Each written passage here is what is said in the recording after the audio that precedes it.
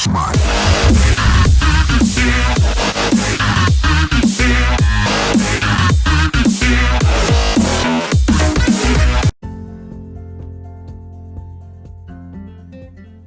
¿Qué tal, muchachos? Bien, pues nos encontramos ahora elaborando y ustedes viendo y escuchando el video 3, que sería el capítulo 2. El primer video o el primer tema fue la filosofía y se dividió en el 1 y el 2. Es un solo video en dos partes. Este es el tercer video, el segundo capítulo. Mejor dicho, los primeros dos videos corresponden a un primer capítulo. Este video audio corresponde a un segundo capítulo en un solo video. De acuerdo. Muy bien. Vamos a ver. Este video se va a titular La caverna. Vamos a explicar el libro séptimo de la República de Platón. Para ello vamos a hacer ciertas precisiones que ustedes deben tomar en cuenta cada vez que alguien les hable de la República, que alguien les habla de la alegoría al mito de la caverna. Esta alegoría se ha propagado mucho a través de un video que se llama La mala educación, que incluso es una frase que se atribuye a Sócrates desde el libro sexto. Entonces vamos a precisar. Primer punto a precisar. En la época griega se acostumbraba mucho el diálogo, primeramente porque eso era un diálogo frontal, directo y de confrontación de ideas. Había espíritu exacerbado, había ganas de discutir sobre temas importantes, la justicia, el deber, el amor, la amistad, en fin. Aristóteles, fíjense bien, él ya no va a trabajar diálogos, ya Aristóteles va a trabajar tratados, pero Platón todavía va a trabajar mucho el diálogo. De hecho, toda su obra está fundamentada a través de esta figura poética, retórica, que es el diálogo. Ese es el primer punto. Segundo punto, Platón tiene obras. La República es una obra y esa obra se divide en 10 libros. Libro primero, segundo, hasta el libro décimo. Nosotros vamos a trabajar sobre el libro séptimo, pero recapitulando algunos puntos fundamentales del libro sexto. Siguiente. Siempre hemos pensado o se ha divulgado que dentro de la República es una especie de cuento que va a contar Sócrates, que le da voz Platón en ese diálogo. No. Digamos que es una alegoría, no es un cuento, es decir, Sócrates le empieza a decir a Adimanto, a ver, imagínate una caverna. Y Adimanto dice, la tengo, Sócrates. Muy bien. En esa caverna habitan una serie de hombres que desde su infancia han estado atados de pies y de manos. Ya los imagino, Sócrates, ya los concibo. Entonces va aludiendo a ciertos puntos, Sócrates, pero no es que desde el principio va narrando como en un cuento, como en una leyenda, como en una fábula. No es una fábula porque no intervienen animales, no es una leyenda porque no es un cuento que se haya divulgado de mano en mano, de boca en boca, no, es un cuento o es una alegoría que ahí Platón se inventa, aludiendo al personaje central que es Sócrates en los diálogos, para aludir a un tema. ¿El tema cuál es? La educación, el deber, la justicia y por supuesto el saber. Muy bien, entonces eso es importante, no es un cuentito, es una alegoría, que no es lo mismo. Otro punto a considerar.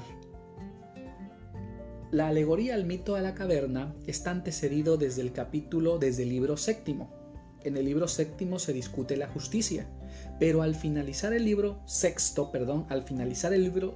donde se discute el tema de la justicia y del filósofo, también empieza a aludir a ciertos elementos que después se tomarán en la alegoría: el sol, la vista. ¿De acuerdo? Otra cosa muy importante es que esta alegoría o este libro séptimo está trabajando en torno a un tema: cómo formar en la aritmética, en la geometría, en el arte, en la gimnasia, en la filosofía, a los hombres del nuevo estado llamado república. Es decir, el objetivo fundamental que se tiene en el libro séptimo es trazar las líneas de la educación del ciudadano republicano en la mente de Platón. Ya después ese texto lo podemos trasladar a la vida cotidiana, lo podemos trasladar, por supuesto, a un contexto escolar, si quieren hasta un contexto de drogas, pero sin olvidar la esencia del texto, porque si no luego vamos a decir, oye, pues hay que salir de la caverna, así del alcoholismo, como lo dice Platón. No, eso no lo dice Platón. Eso nosotros lo podemos hacer a través de un análisis, a través de una reflexión, de una hermenéutica del libro séptimo, pero no está así. Entonces hay que evitar esas aseveraciones un tanto atribuidas o atribuibles también. Puede darse, pero no está allí. Otra cuestión importante es que el punto central es el tránsito que el hombre tiene de la ignorancia al saber. El segundo punto importante es el hombre que ya sabe regresa a convocar a los otros a desprenderse de la ignorancia para no tener una ignorancia culpable. ¿De acuerdo? Bien. Pero vamos, después de hacer estos puntos, vamos a iniciar. Al final del libro sexto de la República, están discutiendo y les dice, a ver, ¿cuál es el mejor de los sentidos? Y empieza pues el gusto, el olfato, el oído, y no, pues el oído, porque a través de ahí viene la armonía y el conocimiento de la música, y como somos una época del diálogo, pues el oído nos permite escuchar a nuestros interlocutores, y empieza el debate, ¿no? Sócrates dice, no, el mejor sentido, y mejor sentido en función de que le lleva ventaja a todos los demás, es la vista. Porque a través de la vista vemos lo que comemos, vemos lo que olemos, vemos lo que escuchamos, un instrumento, ¿no? Vemos lo que se toca. Pero dice, esto es muy arbitrario. Pero la verdadera grandeza del sentido de la vista es el ojo, en tanto que por él pasa la luz del dios Sol. Otra alegoría, la alegoría del Sol. Nada más que aquí no se va a echar ningún cuentito. Entonces va a decir, a través de la vista, nosotros hacemos dos cosas. Nosotros realizamos o tenemos dos categorías, lo visible y lo inteligible. Es decir, por la vista vemos, ¿de acuerdo? Vemos objetos, plantas, animales, seres, estrellas, astros, lo visible. Lo visible también es sensible. Al ser sensible, pues es que se ve, se huele, si tiene olor, se disfruta si tiene gusto, se toca si tiene superficie, etc. Pero también a través de los ojos hacemos lo inteligible. Por ejemplo, a través de los ojos nosotros medimos dimensiones, distancia, puntos, aristas, vértice, ángulos. Es decir, no solo vemos objetos, sino que también los inteligimos. ¿Qué significa inteligencia? Poder llevar los objetos y darles una construcción en nuestra mente. ¿Qué hace a un cuadrángulo? Cuatro ángulos. ¿Qué hace a un círculo? Bueno, su circunferencia que llega a formar lo que los pitagóricos sostienen de pi, del valor de pi, ¿no? Entonces, por ejemplo, nosotros vemos un círculo, pero la inteligencia dice ese círculo, esa circunferencia es 3 veces su diámetro, pero eso ya no solo lo vimos, eso ya también hicimos una reflexión en la cabeza. Ahí empieza a discutir Sócrates. Entonces dice, la vista es semejante al sol porque a través de la vista tenemos lo sensible, pero también logramos darle información a nuestra inteligencia para dimensionar las cosas. Y todo el mundo, oye, muy bien Sócrates, buena alusión. Dice, el sabio, en este sentido, debe ser inteligente, debe tener, por ahí debe tener un conjunto de creencias, ¿sí? También debe tener, en este orden, debe tener intelección, es decir, capacidad de poder dimensionar los objetos. También debe tener pensamiento discursivo, es decir, poder describir los objetos. Después debe tener creencias y después debe tener figuraciones, es decir, llega la imagen de cuadro, ya lo inteligí, después lo describo en un discurso, después tengo mis creencias y después, lo dimensiono, es decir, ese cuadro lo puedo hacer más grande, más pequeño, en ese cuadro puedo construir una casa, puedo hacer un plano. Y ahí termina el libro 6, ¿sí? Con esas 4 características del alma buena, del filósofo, ¿de acuerdo? Y pasamos al 7. Y Sócrates va a empezar a hablar de algo que se llama estado natural de los hombres. Y dice, el estado natural de los hombres es la caverna. Es decir, esos hombres que Adimanto ya logra ver en su cabezota, que están acostados, postrados, amarrados de pies y manos o encadenados, y a otros que van pasando y que hacen sombras y que hay objetos y que incluso hay hasta concursos para ver quién adivina los objetos. Son el estado natural. ¿Sí? Esos ruidos que los hombres ven en la caverna es el estado natural de los hombres, el estado ignorante. Aquí hay una cosa importante, el estado natural o el estado primario de todo ser humano es la ignorancia. La ignorancia aquí no tiene una culpa o no está mal vista. La ignorancia es el punto de partida para aprender. Y diría Sócrates, todos nacimos ignorantes, pero conforme vamos avanzando, vamos recordando algo que ya existe y que nosotros lo tomamos para entenderlo. Ok. Entonces sigue aludiendo a la caverna y habla de que un hombre, por alguna extraña razón, fue extraído de la caverna por un terreno escarpado y se enfrentó, aquí viene otra vez, regresamos al 6, vio con sus ojos, con su vista, se enfrentó al sol. Y como venía de su estado ignorante, los tuvo que cerrar. No aguantó el baño. El sol le quemó los ojos, lo dañó.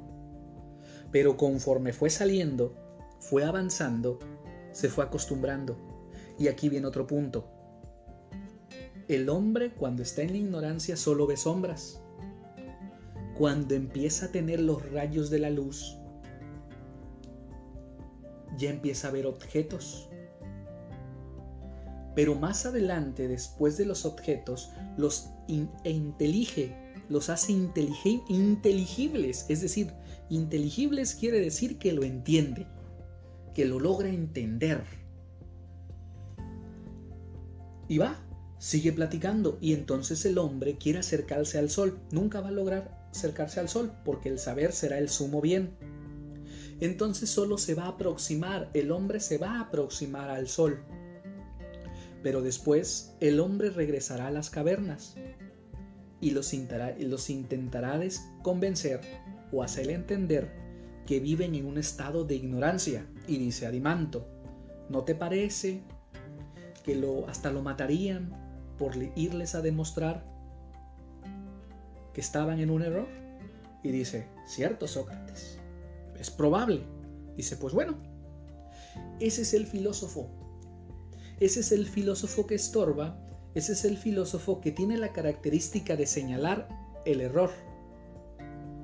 Para decir, si tú sigues en tu ignorancia, a partir de ahora ya no es una ignorancia ingenua. A partir de ahora es una ignorancia culpable. ¿Por qué?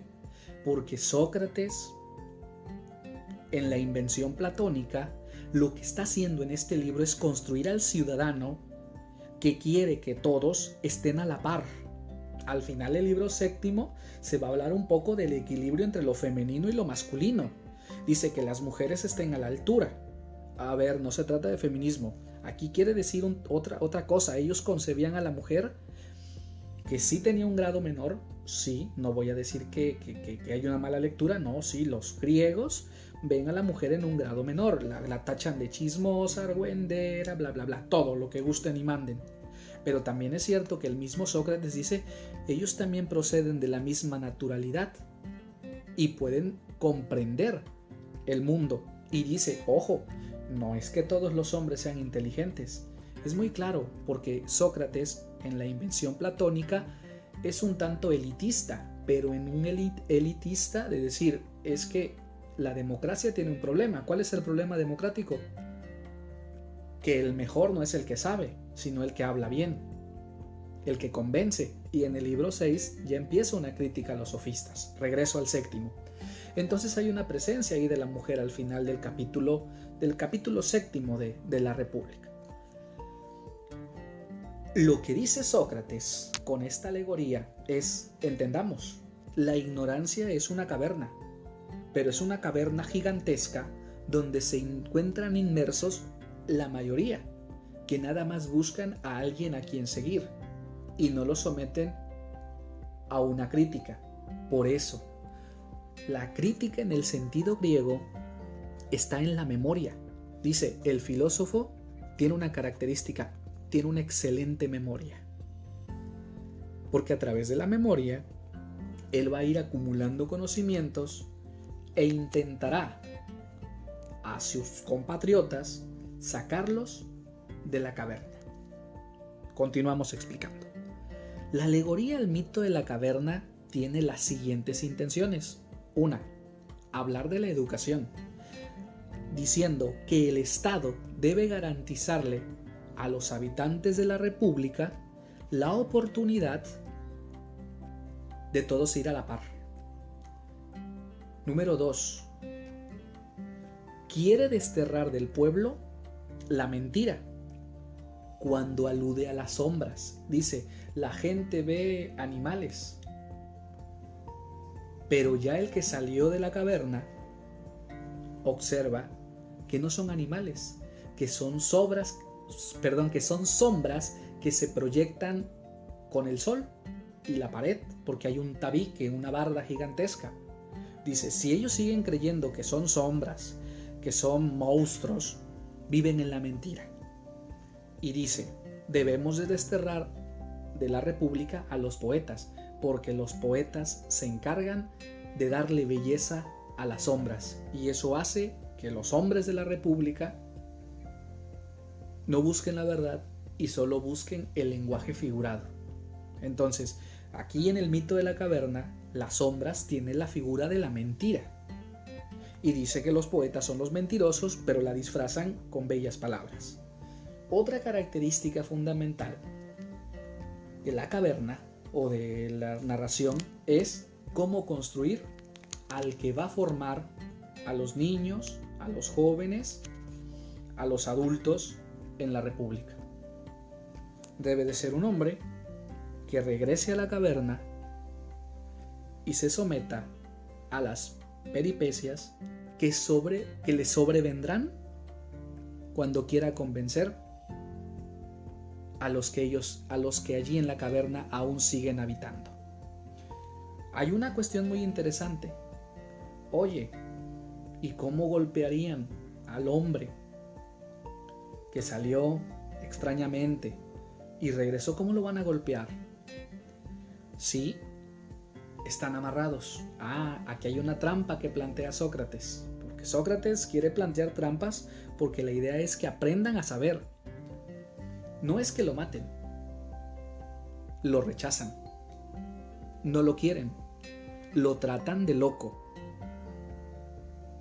Y por eso dice, imagínate que se pudieran soltar, ¿qué le harían? No, pues lo matan. O sea, no es un cuento con episodios, no. Sócrates alude a la alegoría, al mito de la caverna en un diálogo, y todos están participando y todos están suponiendo. ¿De acuerdo? Así es que si alguien quisiera inventar un cuentito y ponerlo en algún manual, pues tendría que decir que es una reinterpretación o reorganización de las ideas. Y tendrían que remitirlos al libro séptimo para ver cómo está redactado por Platón. Continuamos. La alegoría al mito de la caverna también nos plantea el mundo de las ideas, porque dice: llega a cierto grado el hombre que tiene que llegar a la dialéctica, es decir, a la confrontación de ideas. La dialéctica es ese debate directo entre ideas, no físico, entre ideas. Ese es un ejercicio dialéctico. Dice, el republicano, el hombre de la república, el ciudadano de la república, tiene que llegar a una última fase, la dialéctica. Y esa dialéctica, bueno, la va a trabajar después Hegel, la va a trabajar Marx, la va a trabajar Adorno, Horkheimer, el mismo Michel Foucault, muchos autores más van a trabajar el fenómeno de la dialéctica. Y ese trabajo dialéctico irá dando la oportunidad de hacer de la república un espacio más justo, porque vuelve al capítulo 6. El gran tema es la justicia. El valor del político es la justicia. Ese es el bien que persigue el político, la justicia. Y también regresa a la caverna.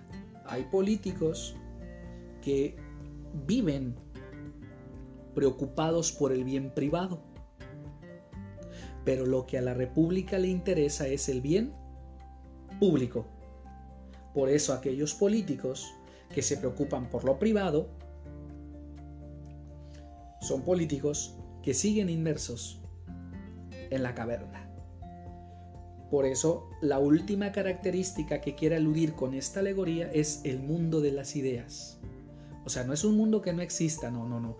Es un mundo que va desarrollándose conforme unas ideas se enfrenten a otras. Muchas gracias, muchachos. Y lo que yo les he dicho aquí parte de una revisión literal al libro sexto y al libro séptimo. No ocupé ninguna otra interpretación. Hice la que yo tomé de haber leído de Editorial Gredos y de Porrúa el libro 6 y séptimo de la República. Saludos a sus padres.